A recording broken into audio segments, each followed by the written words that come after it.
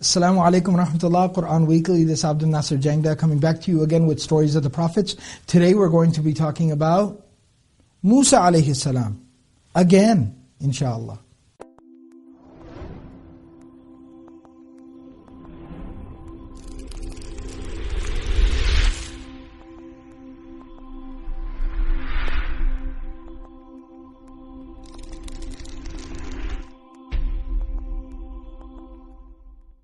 Musa alayhi salam, Allah subhanahu wa ta'ala tells us that when he was a young man, he had a very traumatic incident, a very unfortunate incident that occurred.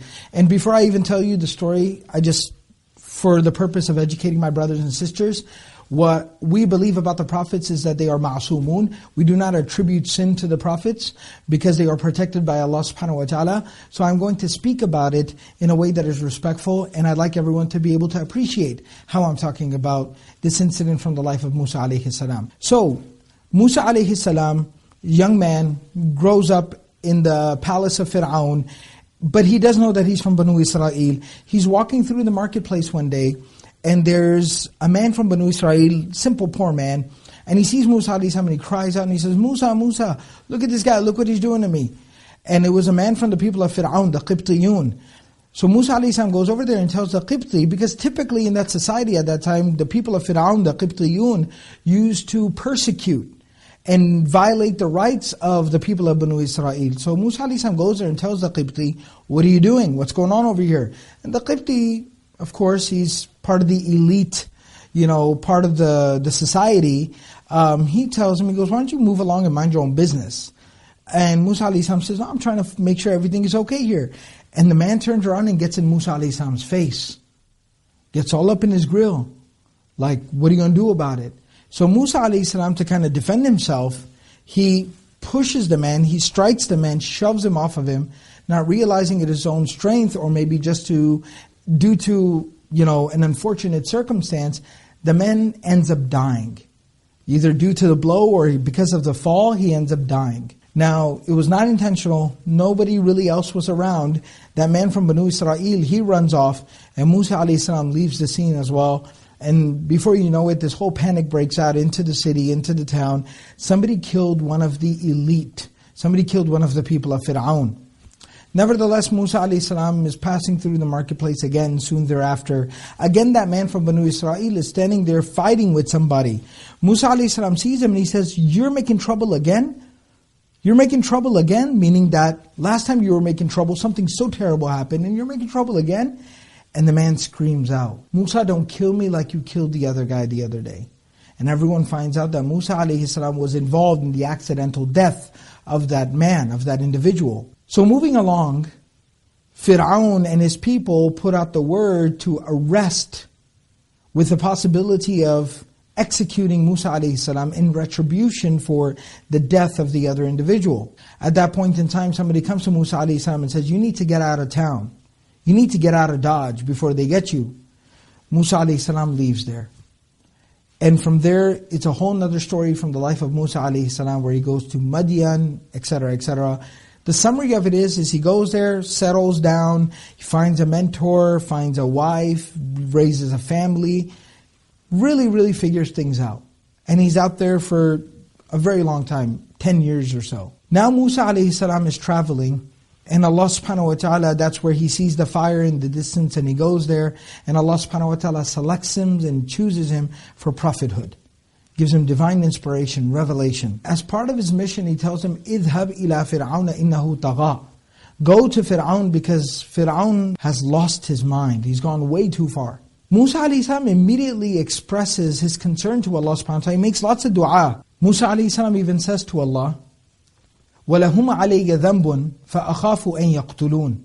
I am wanted for a sin there amongst those people, and I'm afraid that they're going to try to kill me. Allah subhanahu wa ta'ala says, كَلَّا فَاذْهَبَا بِآيَاتِنَا إِنَّا مَعَكُمْ مُسْتَمِعُونَ. He says, no, absolutely not. Go with our signs. Go with these miracles and these signs and this message that I have given to you. We are watching and listening over you. We'll be there with you. We'll be watching and listening.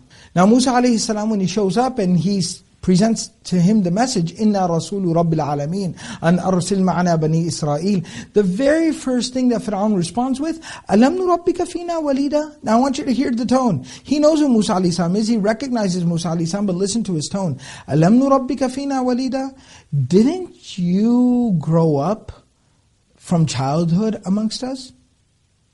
أَلَمْ نُرَبِّكَ فِينَا وَلِيدًا وَلَبِثْتَ فِينَا مِنْ عُمُرِكَ سِنِينَ. And you lived for many, many years amongst us? وَفَعَلْتَ فَعْلَتَكَ الَّتِي فَعَلْتَ وَأَنْتَ مِنَ الْكَافِرِينَ. Even if you can hear it in the Arabic, وَفَعَلْتَ فَعْلَتَكَ الَّتِي فَعَلْتَ وَأَنْتَ مِنَ الْكَافِرِينَ. And you did what you did back when you did it, and you were a bad person. You can tell right off the bat, Fir'aun is not being honest, he's not being sincere, he's being facetious, he's being sarcastic, he's mocking Musa alayhi salam. He immediately brings up his past and talks about his past. Musa alayhi salam, of course, owns up to it. قَالَ فَعَلْتُهَا إِذَنْ. I did do it back then. إِذَنْ وَأَنَا مِنَ الضَّالِينَ. But I didn't do it intentionally, and I didn't do it knowing what I know now. Now this is where I'd like to pretty much pause. And this is the story I wanted to share. See, everything Allah tells us in the Qur'an is profound. It's got a purpose, it's got a meaning, it's got a reason to it. Why did Allah subhanahu wa ta'ala share with us the incident about the man dying from the youth of Musa alayhi salam? Because Allah subhanahu wa ta'ala then shared with us the fact that when Musa alayhi salam comes back to preach to Fir'aun, the very first thing that Fir'aun brings up, hangs over his head, rubs in his face, talks about in front of people, is what happened previously in his life, in his past. And Allah subhanahu wa ta'ala told us about this because this is going to be something that is going to occur time and time and time again with people. Everyone's got a past. And we're going to have a lot of people who later on in life are going to come into the masjid, come into the community, and they're going to have a past. How are we going to deal with them? If the first thing that we do is talk about, think about, bring up, ask about what happened in their past, the mistakes that they made, we just behave like Fir'aun. What's the alternative? The alternative is that we leave their past behind. We don't think about their past, we don't talk about their past, we don't ask them about their past. We most definitely do not criticize them about their past. But rather, what do? We embrace them, we love them, and we accept them for who they are right now, right here, today. And who is that the example of? That is the example of Muhammadur Rasulullah sallallahu alayhi wasallam. The Prophet sallallahu alayhi wasallam embraced people. He accepted people. He did not judge people. Let their past be their past. The story of Wahshi, no matter what he's done, caused such pain to the Prophet sallallahu alayhi wasallam, assassinated his uncle. But the Prophet sallallahu alayhi wasallam said, the past is the past. And he accepted people for who they were right now, for where they were going, for what they could become, what they could achieve. That's what he paid attention to. That's how he treated them. I always like to share this story. It's a personal experience that I had that was very powerful, to the point where I don't have a problem calling it life-changing. I met a young man who came to my masjid one time. I was the imam of a masjid, and he came to the masjid and for prayer. He was covered in tattoos, but I didn't pay no attention to that. He made wudu, prayed with us. And it was the first time I had ever seen him in the masjid, so my habit was when I saw somebody new, a new face, I would say salam, welcome them to the community, hoping they moved into the area, joined our congregation. So I said salam to him and asked him, and he said, yes, I just moved here. And he told me about where he moved from, and I knew the imam of his previous community who he was very close with, and we hit it off.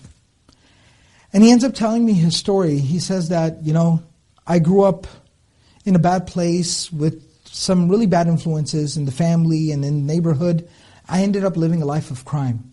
Dropped out of high school, on the streets, drugs, gangs, violence, all that unfortunate, all those unfortunate situations. He says eventually I was arrested for, third felony, third crime, and 3 strikes, and that's it. You go to prison for life. He said I was 23 years old. And I didn't want to spend the rest of my life in prison. And he says, I came from a Muslim family, a Muslim background. But I didn't know or remember much of my Islam. So as I was sitting there in the cell, the night before I was going to be presented before the judge, who's going to hear my case, it just hit me that my life was over. My life was over. So he says, I didn't even remember how to pray. I didn't even know what to say. I just remembered the position of sujood. So I fell down into sujood and I cried. And I said, oh Allah, I'm sorry I messed up. Please give me another chance. And he says, I don't know, the only thing I could think of was something my mother used to tell me a lot when I was a kid. She always wanted me to memorize the Qur'an, be a hafiz. So I just said, oh Allah, I will change my life and I will memorize the Qur'an. So he says the next morning, I spent the whole night crying in sujood. Next morning I go in front of the judge. My mom's there in the back of the courtroom. The judge tells me to stand up, looks at my file and he says, what if I dismissed your case right now? What would you go and do? Tell me. Because the judge said, I'm tired of locking away young people for the rest of their lives. What are you going to do with the rest of your life? And he said, it's funny you ask me that because I repented last night. I made the decision to change my life last night. And I'm going to go and study my religion. I'm going to become a better person. So the judge said, case dismissed. Get out of here. Don't ever let me see you in my courtroom ever again. He says, I left from the courthouse. I didn't even go back home. I went straight to the masjid.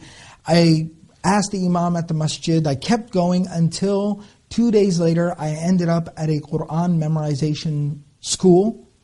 And I walked through the door, just jeans and a t-shirt, normal dude, but except covered in tattoos from my hands all the way up to my neck. I just walked through the door and one of the teachers, one of the shuyukh, he saw me and, Assalamu alaikum, wa alaikum assalam, how can I help you? And I said, I want to memorize the Qur'an. He said, come on in, let's sit down and talk. He said, I didn't even know how to read alif, ba, ta, tha at that day. 8 months later, I completed the memorization of the entire Qur'an. In 8 months, memorized the entire Qur'an. When I met this brother years after this incident, he was married, he was a father, he had beautiful children. I remember him coming to the masjid with his children. They had beautiful character, beautiful akhlaq. He used to teach them the Qur'an. And I remember asking him to lead the prayer for my jama'ah, my congregation. He recited the Qur'an beautifully. You never know where somebody's from. You never know where they're going. Give everyone a fair shake, a fair chance. And remember, the second we judge somebody, we just behaved like Fir'aun. Let's try to stay away from that. Let's try to be careful about that. Another story from the life of the prophets. Musa alayhi salam. May Allah subhanahu wa ta'ala allow us to be more like these great prophets of Allah. May Allah subhanahu wa ta'ala allow us to have the character of Rasulullah sallallahu alayhi wasallam. Until next time, Quran Weekly. Jazakumullahu khairan. Wassalamu alaikum wa rahmatullahi wa barakatuhu.